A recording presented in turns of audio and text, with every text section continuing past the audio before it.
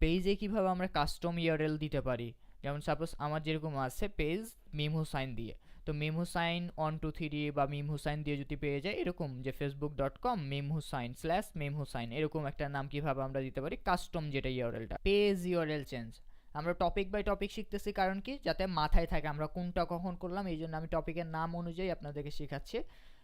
তাহলে আমি পেজের নাম চেঞ্জ করব, নাম বলতে কি এখন আমি যখন পেজটাতে গেলাম এই যে দেখেন এখানে কিছু একটা নাম আসতেছে না, facebook.com web.facebook.com স্ল্যাশ profile.php অনেক ভিউজ অনেক কিছু আসতেছে না এখানে। আমি যদি এটা এক্সিটও করে নিই তারপরে যদি কি আসবে, এই যে এরকম আসবে একটা আইডি এত নাম্বার।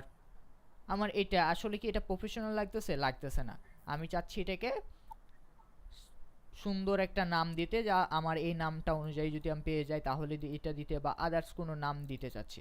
তাহলে এটা করার জন্য কোথায় যাব আমি, সাপোজ মনে করেন যে আমি এখানে আছি, তাহলে আমি এখানে থাকার পর কি কোথায় ক্লিক করব, সেটিংয়ে যাব, যেহেতু এটা একটা চেঞ্জেসের বিষয় সেটিংয়ে ক্লিক করব।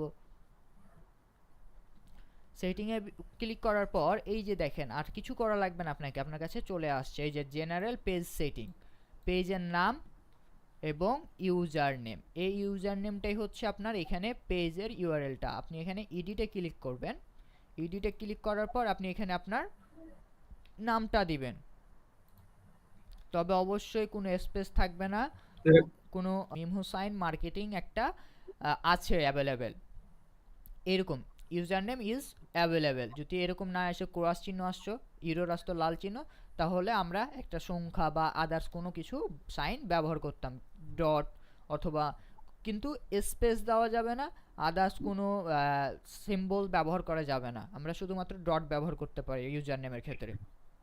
এই হচ্ছে বিষয়। যেহেতু আমরা এটা পেয়ে গেছি আমি কি করব এখন সেভ দিব, আমার পাসওয়ার্ডটা চাচ্ছে আমি পাসওয়ার্ডটা দিয়ে আমি কি করব সাবমিট করব। তাহলে দেখেন আমার কিন্তু ইউজার নেমটা সেট হয়ে গেছে। এখন কি হয়েছে www.facebook.com/mimhussainmarketing, এইটা আমি যদি এটা আপনাকে শেয়ার করি অথবা আপনি এটা লিখে যদি সার্চ করেন আমার পেজটা অটোমেটিক আপনি পেয়ে যাবেন। আমি যদি আবার পেজে যাই, পেজে গিয়ে যদি আপনাদেরকে দেখাই আমার এখন কিভাবে কি হয়েছে, আমার যে প্রোফাইলের নামটা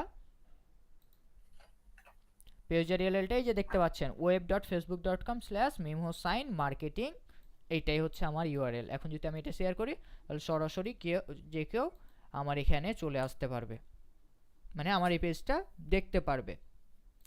তাহলে এই কিভাবে ইজিলি চেঞ্জ করে ফেললাম। এখন আরেকটা এখানে অপশন আছে ইম্পর্টেন্ট অপশন, যে আমাদের অনেক সময় দেখা যায় না নাম পরিবর্তন করতে হচ্ছে, বা আমাদেরকে কেউ কোনো একটা ক্লায়েন্ট কাজ দিল যে আমার পেজের নামটা পরিবর্তন করতে হবে, সেইটা করে দাও। তখন কিভাবে করব, এই যে দেখেন এডিট অপশন আছে না, নেমের পাশে একটা এডিট অপশন আসছে, এই এডিটে ক্লিক করব, এডিটে ক্লিক করার পর এখানে গিয়ে নামটা চেঞ্জ করে নেব।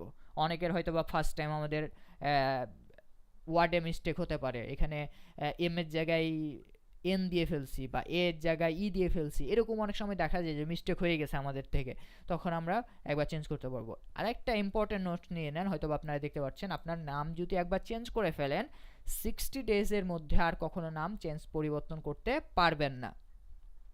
তাহলে এই হচ্ছে বিষয় নাম পরিবর্তনের। আমি যদি এখানে গিয়ে নাম পরিবর্তন করে আমি যদি রিভিউ চেঞ্জ দিয়ে সেভ করে ফেলি তাহলে আমার নামটা চেঞ্জ হয়ে যাবে, আমি তাহলে নামটা চেঞ্জ করছি না, এটা রেখে দিলাম। তাহলে নাম চেঞ্জ এবং ইউজার নেম যেটা, এটা আশা করি